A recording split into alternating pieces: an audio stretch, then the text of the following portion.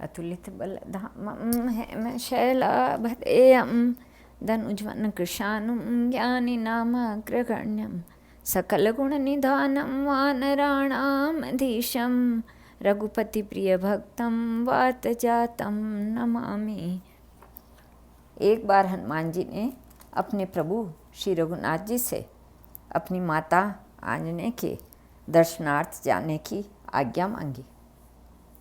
प्रभु ने उन्हें सहर्ष आज्ञा प्रदान कर दी। हनुमान जी अपनी माता के दर्शनार्थ जाने वाले ही थे। उसी समय काशी नरेश श्री रघुनाथ जी के दर्शनार्थ आ रहे थे। मार्ग में उनसे देवर्षि नारद मिल गए। काशी नरेश ने देवर्षि के चरणों में भक्तिपूर्वक प्रणाम किया। तुम कहाँ जा रहे हो? नारद जी ने पूछा।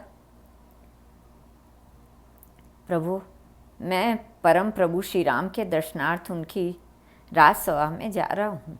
काशी नरेश का उत्तर सुनते ही देवर्षि ने पूछा, मेरा एक कार्य करोगे?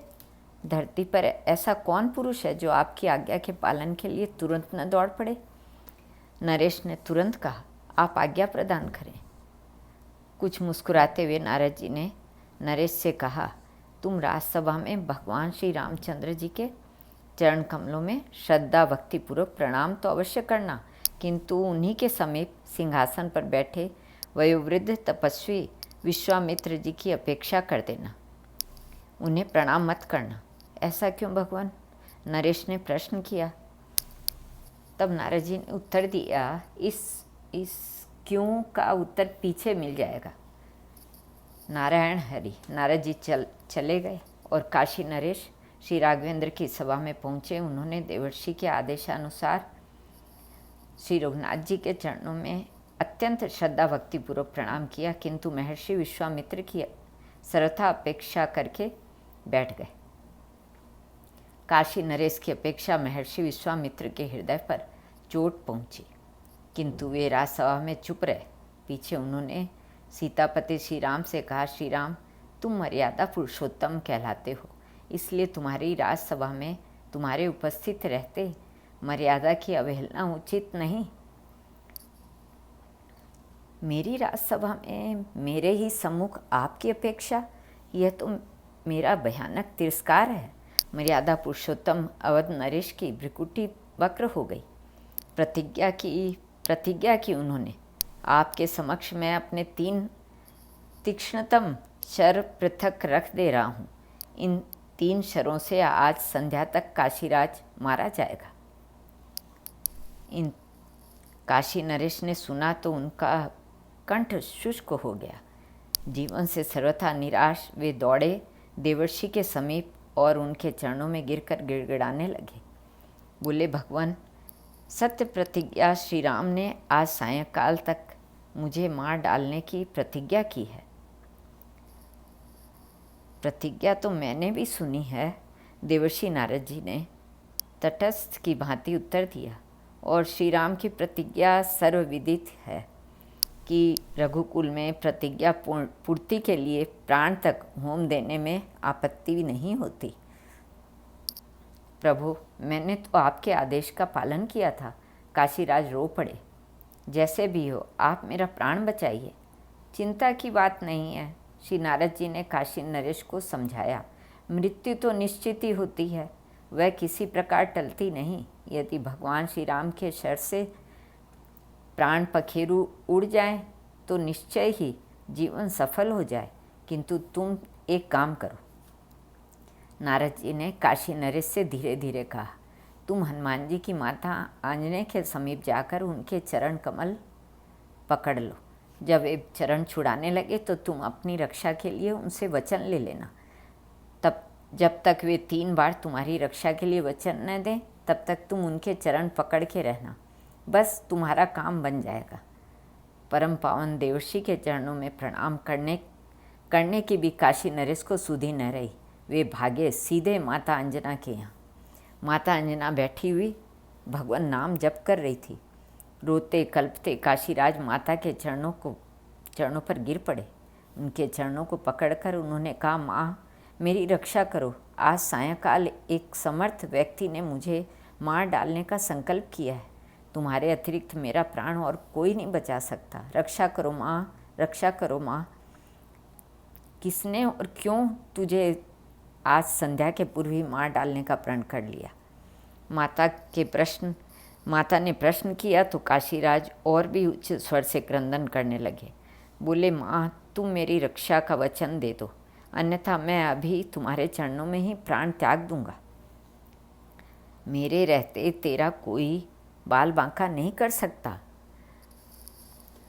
सरल जननी ने कह दिया। मैं तेरी प्राण रक्षा का वचन देती हूँ। फूट फूट कर रोते हुए नरेश ने अधीर होकर पुनः प्रार्थना की, माँ मुझे संतोष नहीं हो रहा, मेरे विश्वास के लिए तुम यही बात 3 बार कह दो। मैं तेरी प्राण रक्षा का वचन देती हूँ, सर्वथा सरल दयामयी जननी ने 3 बार कहते हुए पूछा, आज अब तो बता तुझे मारने की किसने प्रतिज्ञा की है? भगवान श्री राम ने, नरेश ने उत्तर दिया, उन्होंने आज सायंकाल तेरे वध की प्रतिज्ञा की है और इसके लिए उन्होंने अपने 3 तीक्ष्ण बाण भी निकाल कर अलग रख दिए हैं। श्री रघुनंदन की प्रतिज्ञा कैसे अन्यथा हो सकती है? माता अंजना चिंतित हो गई। बोली, पर मैंने तुमसे वचन दिया है, अतः प्रयत्न तो करूँगी ही।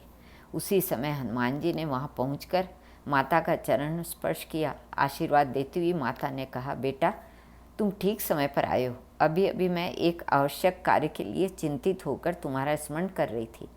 वह कार्य तो हो जाए तो मेरा मन हल्का हो जाए।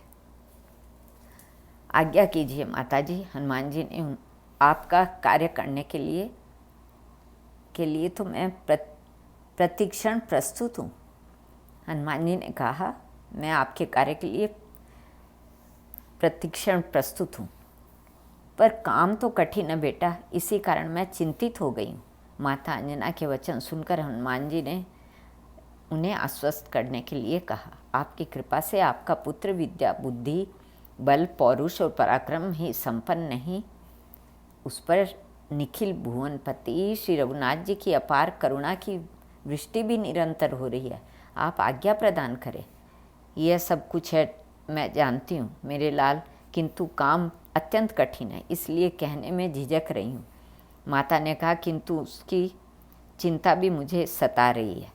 माता जी, आपके पवित्रम चरणों के सम्मुख मैं एक बार नहीं 3 बार प्रतिज्ञा करता हूँ कि आपकी आज्ञा मिलने पर काम चाहे कितना कठिन हो, मैं उसे अवश्य पूर्ण करके आपकी चिंता दूर कर दूँगा। हनुमान जी ने अपनी जननी के सम्मुख यूँ 3 बार कहा, तुमसे मुझे यही आशा थी बेटा। माता अंजना ने हनुमान जी के बल पराक्रम और उनकी मातृभक्ति की प्रशंसा करते हुए कहा, बेटा मैंने काशी नरेश को उनकी प्राण रक्षा के वचन दिया है। आज सायंकाल तक श्री रघुनंदन ने उसका वध करने की प्रतिज्ञा कर ली है और उसके लिए उन्होंने 3 तीक्ष्ण बाण भी निकाल कर रख लिए हैं। माता अंजना अपने पुत्र का मुंह देखने लगी। हनुमान जी गंभीर हो गए। बोले, मेरे प्रभु श्री राम प्रतिज्ञा करे, पर बेटा मैं काशीराज को वचन दे चुकी हूँ और तुमने मुझे भी 3 बार वचन दिया है। कुछ करूँगा हे माँ। हनुमान जी ने माता के चरणों में मस्तक रखकर कहा, आज सायंकाल तक ही अवधि है, अब मुझे शीघ्र जाने की अनुमति दीजिए। माता की आज्ञा प्राप्त होते ही हनुमान जी काशी नरेश के साथ अयोध्या पहुँचे।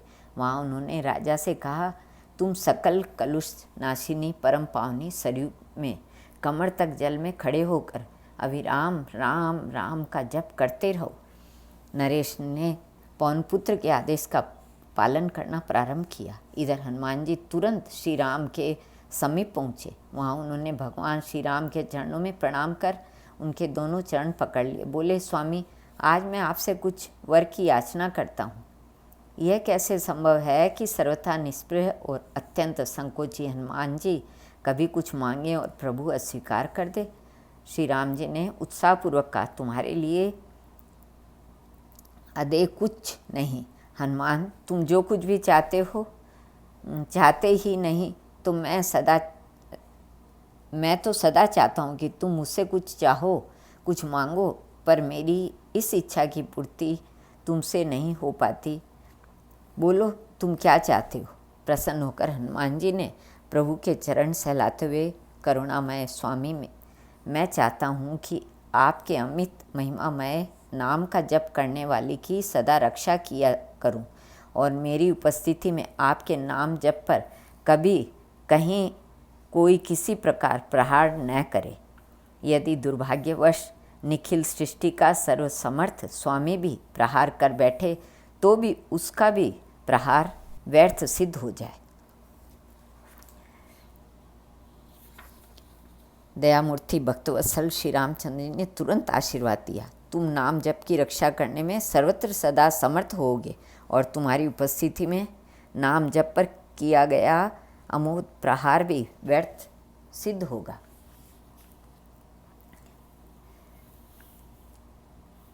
सायंकाल हो चला। यह समाचार सत्यव्रती जय श्री राम हनुमान जी ने प्रभु चरणों पर मस्तक रख दिया और तुरंत सरयू तट पर पहुँचे। वहाँ वे गदा तान कर अत्यंत सावधानी से खड़े हो गए और काशी नरेश से बोले, तुम बिना रुके निरंतर राम नाम रटते रहो। सायंकाल हो चला, किंतु उन्हें राम नाम का जप करते देखकर श्री राम ने एक बाण चलाया। यह देखकर वह राम नाम का जप करते देखकर वह उनका मस्तक छिन्न नहीं कर सका वह बाण, और वह नरेश के चुप रहने की प्रतीक्षा करता रहा। दीक्षित नरेश प्राण भय से अविराम पूरी शक्ति लगाकर राम राम जपते ही जा रहे थे। निराश होकर वह बाण लौट गया।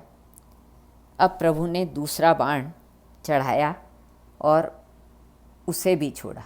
उससे पहले ही हनुमान जी ने आदेशानुसार सीताराम सहित नाम सीताराम सीताराम का जप शुरू कर दिया। इस बार भी बाण आया और कुछ देर बाद चला गया।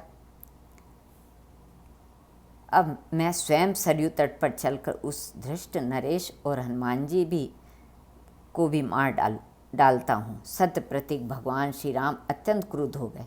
उन्होंने अपना विशाल धनुष तथा तीसरा बाण लिया और सरयू तट की ओर तीव्र गति से चल पड़े।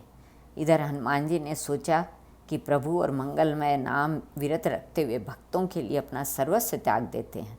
उन्होंने राजा से कहा, अब आप मेरे नाम भी जप करना आरंभ कर दें। राम जय राम सिया राम जय राम हनुमान का जप करने लगे। राजा जप करने लगे।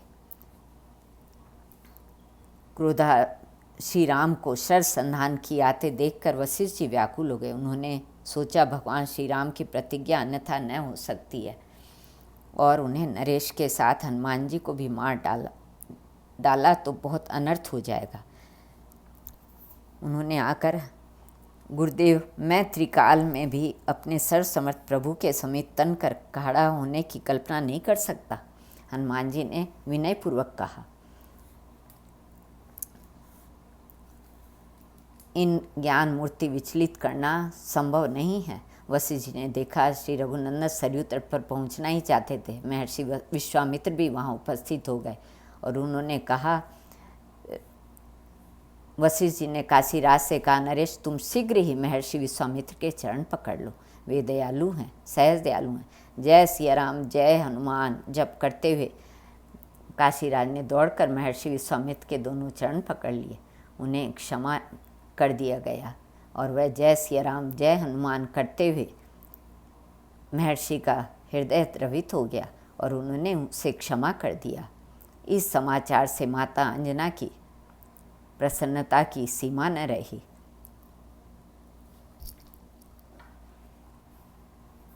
भगवान के सम्मुख भक्त हनुमान ही विजय हुए। श्री कृष्णार्पण।